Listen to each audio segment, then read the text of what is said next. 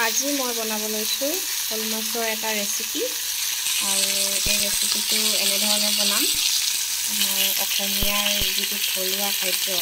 সেইদৰে বনাম আজি শ'ল মাছ ফ্ৰাই কৰিছো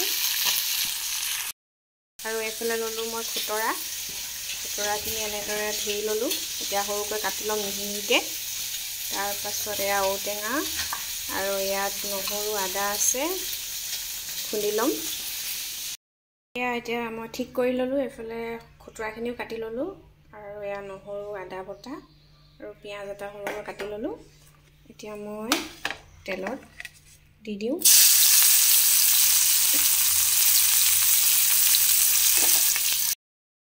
তেজপাত এখিলাও দি দিলো লগতে এতিয়া এনেদৰে ভাজি লওঁ এইখিনি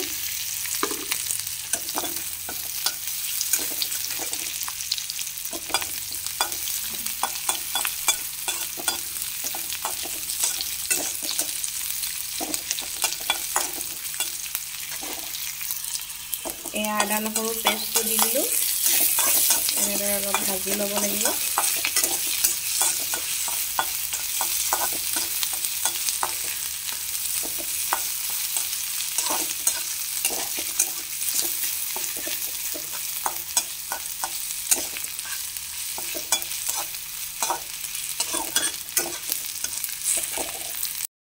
এতিয়া খুতৰাখিনি দি দিব এনেদৰে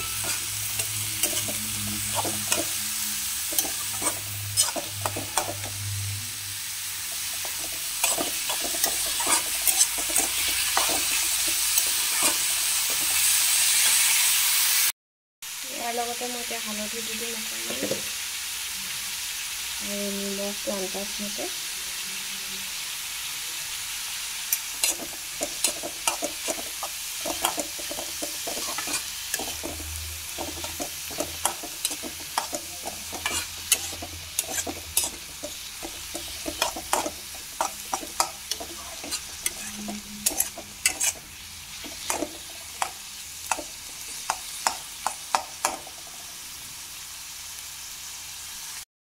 লগতে ঔটেঙা টুকুৰাও দি দিলো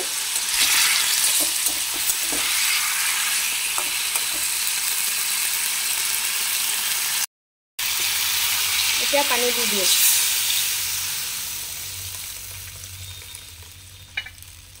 আৰু এইখিনি উতলিবলৈ দিম উতল আহিলে মাছটো দিব পৰা যাব টেঙাটো উতলোতে মাছকেইটা দি দিলো